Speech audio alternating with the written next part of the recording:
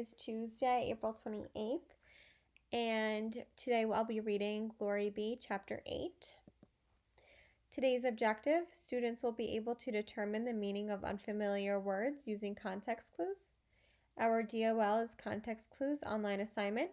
We do not have to do an iReady assignment today. Context clues. Word detectives look around an unknown word for clues that the author may have included to help them figure out the meaning and understand new topics. These clues are called context clues.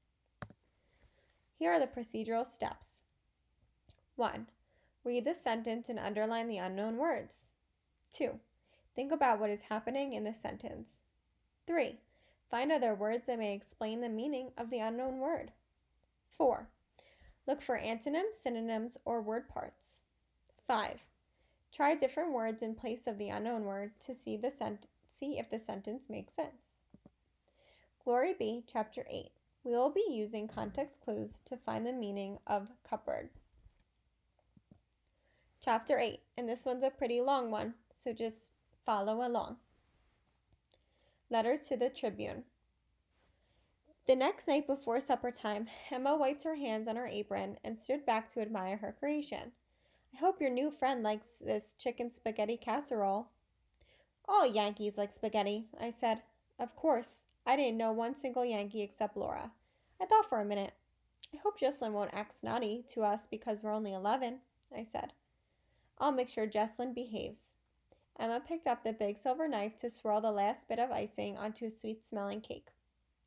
She's not always nice to me these days, I said, and she argues with Daddy.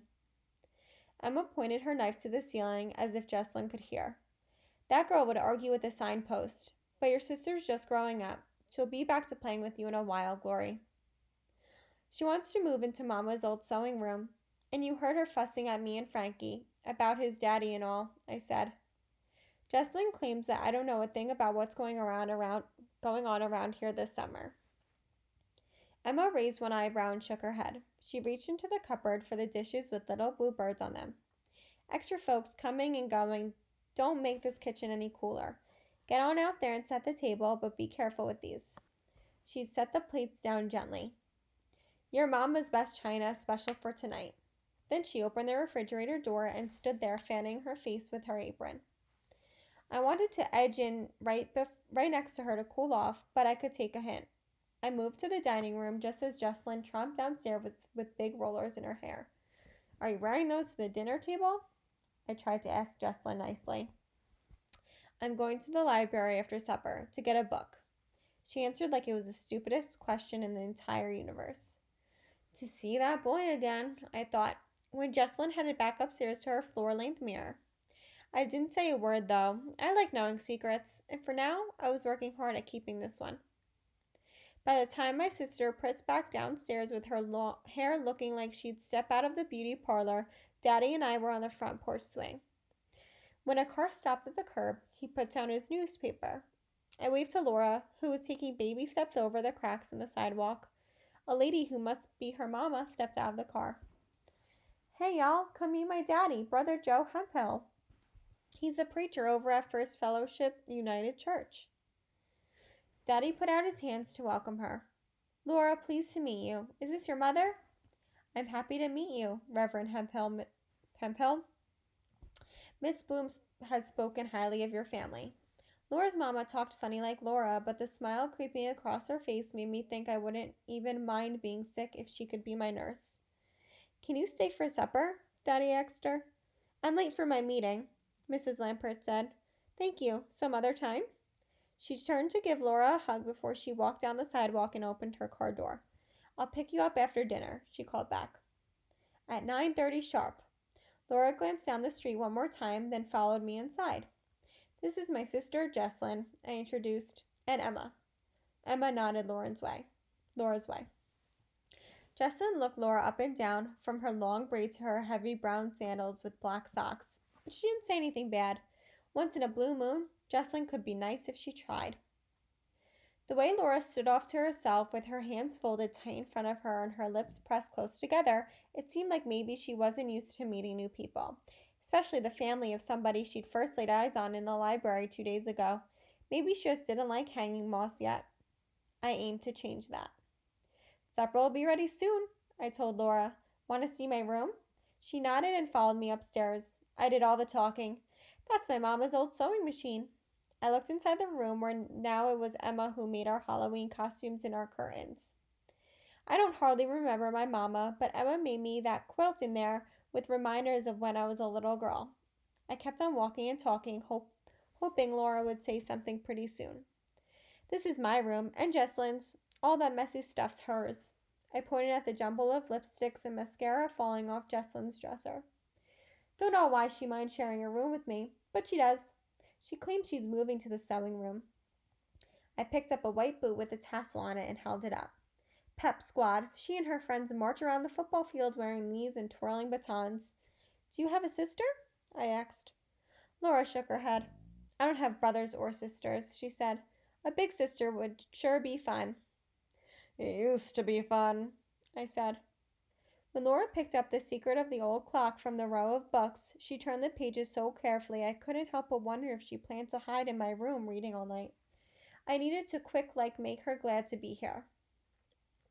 I took the Buster Brown shoebox from under my bed and slowly untied the purple ribbon. Want to see my junk poker box? What's junk poker? A card game. Justin and I made it up when we were little. We bet against each other with the stuff in our boxes. I spread my treasures on the bedspread. I tossed a jack's ball up and down, waiting for Laura to say something, but she barely glanced up from The Secret of the Old Clock. Folks over at the church, they don't exactly approve of cards, so Justin and me, we've kept junk poker a secret from our daddy. My grandpa plays cards, she said. He taught me games. When Laura finally put down the book, she moved next to me and picked up one of the conch shells. That got her talking. They say you can hear the waves crashing in there. You're holding my favorite, I told her. I'm never betting that shell. My mother promised we'd be going to the beach this summer, but we ended up coming here to Hanging Moss instead. Laura held up my shell to her ear. Some days, wouldn't you like to disappear into the ocean inside? The beach would have been more fun than this hot place. No water near here except the pea pool and the community pool. My friend Frankie swears that's about to close down. I sighed. After a minute, Laura leaned back on the big pillows lined up on my bed. My mother keeps reminding me we're here to help, she said, but staying the summer in a place where you don't know anyone and there's really nothing to do? Laura's voice trailed off and she hugged the shell closer to her. You know me now, I said. Then I spied my record box filled with my new 45s and I grabbed it off the shelf. Hey Laura, ever heard of the Beatles?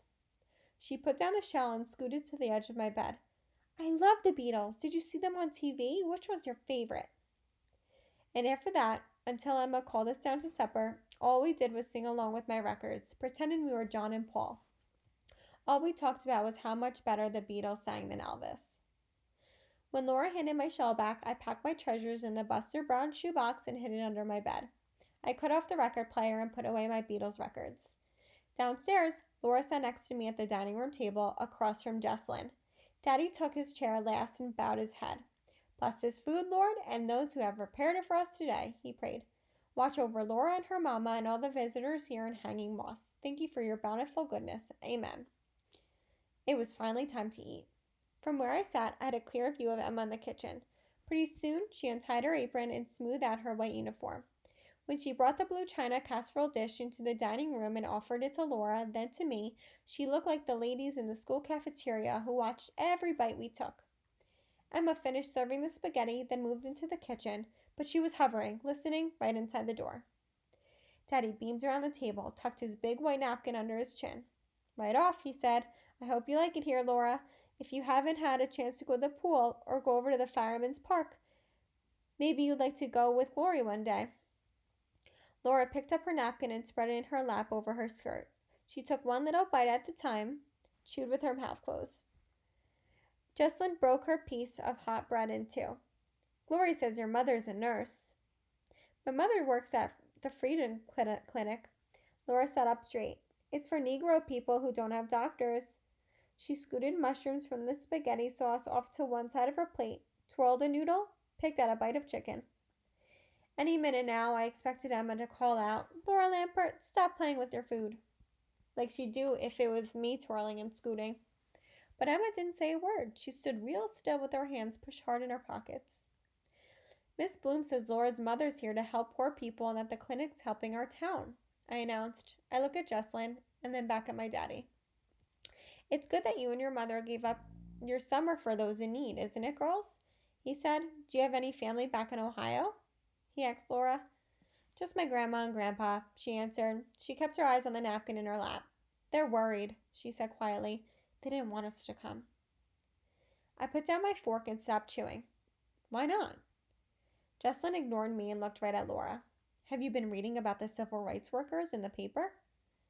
My mother says we mustn't read the newspapers here, Laura said. They've been making up hateful things about our friends causing trouble. I've read letters to the editor of the Hanging Moss Tribune saying they should stay up north where they belong, Jesslyn said. Not everybody agrees with the newspaper, though. Who writes letters like that? I asked. Frankie's daddy is not too happy about what's going on. You reckon he writes to the newspaper? A lot of folks are pleased about the Freedom Clinic your mom is running, Daddy said. You'll see, people will come around. Why would anybody not like a clinic that helps poor people? I asked. Most I'd read in our newspaper was playing at the picture show. Sometimes Frankie would make fun of the paper's society page, silly stuff about parties, who's visiting, and hanging moss. I'd never read letters about people from up north here to make trouble. You're too young to read letters to the newspaper editor, Glory. Jesslyn stuck her nose up in the air. She took a sip of her iced tea, then smiled with her lips closed. When you're old enough, you'll realize what was going on here this summer. I am old enough, and it's not like you know everything. What are you doing to help those in need? Like Daddy says. Jesslyn had stopped being nice and was back up her high horse again. My big sister could be so aggravating. I wanted to kick her under the table hard. When I glanced over at Laura, she was looking back and forth from me to Jesslyn and twisting her napkin in her lap with both hands. Right then, I decided to be nice to Jesslyn. I got an idea. Miss Bloom asked me and Laura to do a special story time when the library has their thank you celebration after the 4th of July. I smiled real big at Laura, then back at my sister. Maybe you could help us, Jesslyn? Miss Bloom's inviting Laura's mama and her friends, too. All those Yankees coming to our library. Daddy looked like he might be out to say something, then changed his mind. Jesslyn stopped her fork midway in her mouth. They got all quiet. Maybe what I said about the library worried them. Just then, Emma stepped into the dining room holding her red velvet cake, and Jesslyn looked up at the clock ticking away on the buffet. May I be excused? She asked. I'm late for meeting Mary Louise at the library. She pushed her chair back from the table. Nice to have you for supper, Laura, she said, and smiled at my friend but not at me, of course. When we'd finished our cake, Emma appeared at the table to brush crumbs off the linen tablecloth. Thank you for the delicious dinner, Laura said after she'd eaten every last bite of her cake. Maybe my new friend had found something to like here in Hanging Moss after all. When Daddy headed back to the living room, I folded my napkin and stood up. We'll clear the plates, I told Emma. You girls go on outside. Frankie will be here to play before you know it. She stopped brushing crumbs and looked right at me. You be careful of his brother, Glory. That boy has a bad mean streak about him. Then the swinging door creaked shut and the bright white of Emma's uniform skirt disappeared into the kitchen. Okay, so that was chapter 8 of Glory Be, and now we're going to figure out the definition of that unfamiliar word, cupboard. Step 1. Read the sentence and underline the unknown words. She reached into the cupboard for the dishes with the little blue birds on them. Page 42. Step 2. Think about what is happening in the sentence. It seems as though Glory needs to get specific dishes from the cupboard. Step 3. Find other words that may explain the meaning of the unknown word. Well, Glory reached into the cupboard to get dishes. So step 4 doesn't really apply because there are no opposite words or similar words in that sentence that I know of. So I kind of skipped number 4. It just doesn't apply to us right now. And step 5. Try different words in place of the unknown word to see if the sentence makes sense. Well, if I'm thinking about my house and where I get my dishes, I know my dishes are in something called a cabinet. So maybe another word could be cabinet, since that is where she's getting her dishes from. So if I go back to step one and reread it with the word cabinet, and if it makes sense, that could be a good meaning to our word. So she reached into the cabinet for the dishes with the little blue birds on them. That sounds really accurate. It sounds like cupboard is just another word for cabinet. It's where you get dishes from. So your independent work today is your online context clues assignment. It's just a regular assignment. You do not have to go on to iReady. Okay, I hope everyone has a great Tuesday.